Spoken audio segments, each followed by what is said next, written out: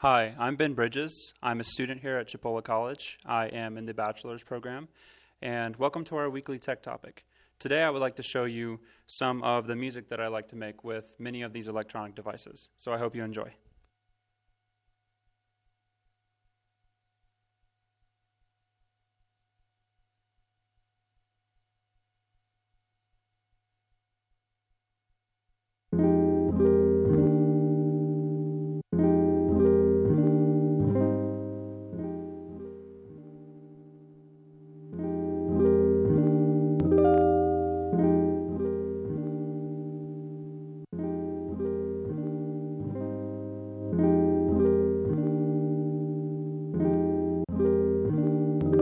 I deliver the food. We do that for 40 years, then we die. Have a great day.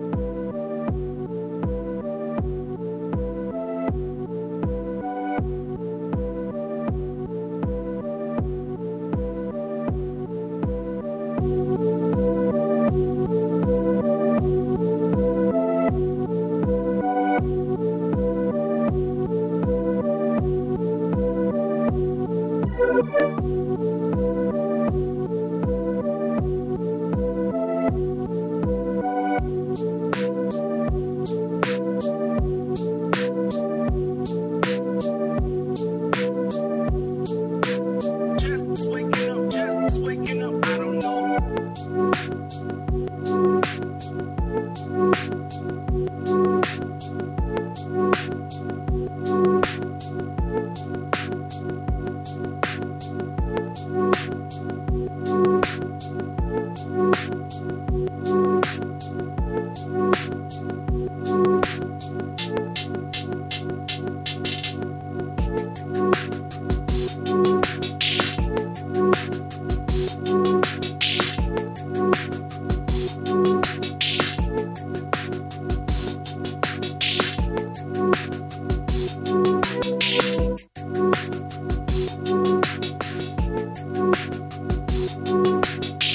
Just waking up, I don't know.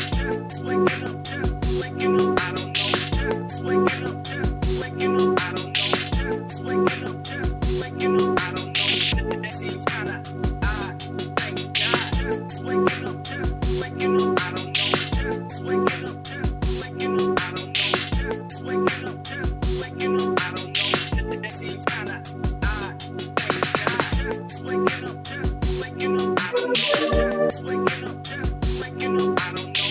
Just waking up, I don't know. That seems kinda odd. Thank God.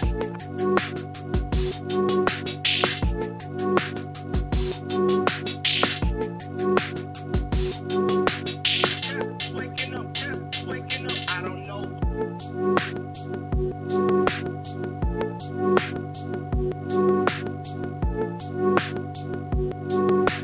Just waking up, I don't know.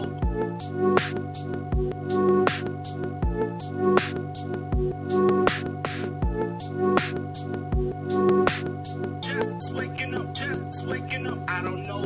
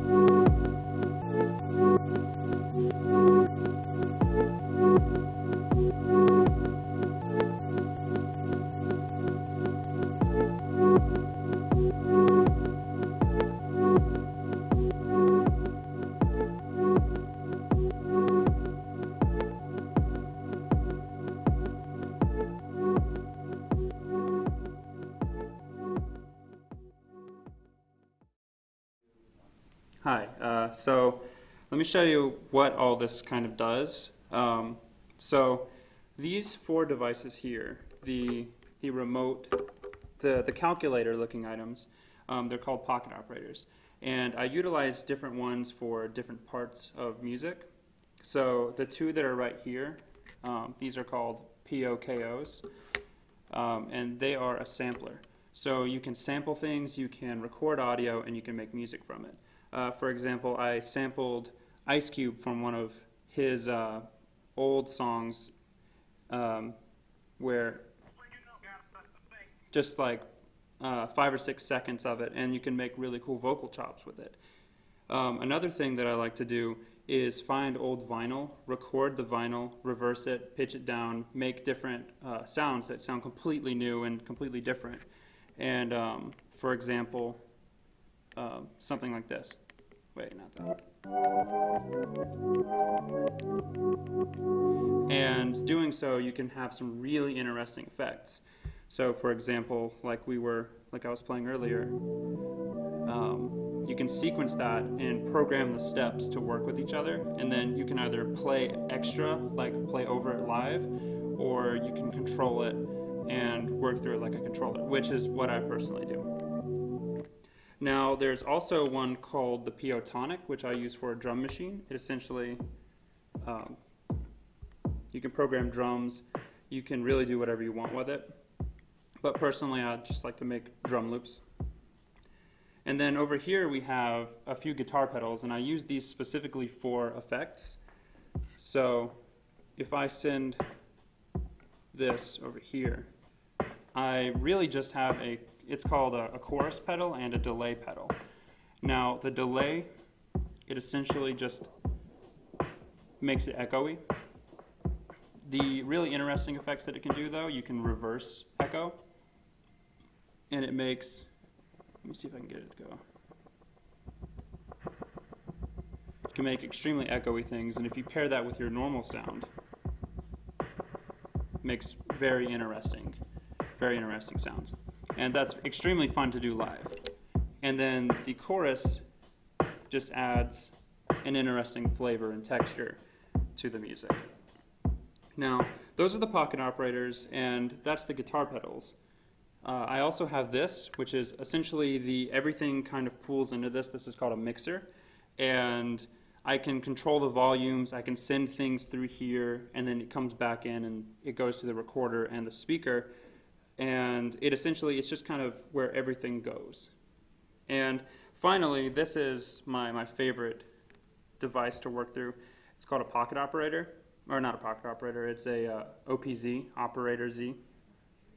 And it is the same generally as the pocket operators, except it has a lot more features and it's a lot more expandable.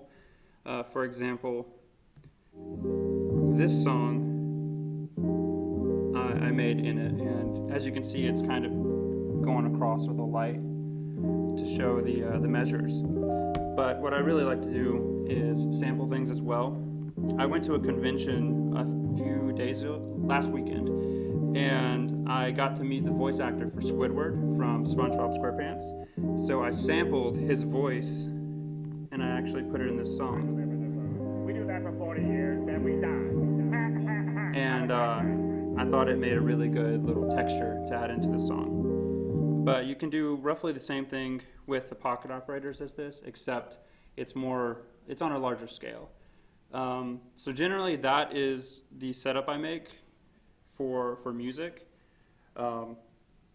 It's very different from a normal setup, but I personally really enjoy it, and I think it brings a lot of fun and freshness to creative music production. So that is it, and thank you for watching my performance.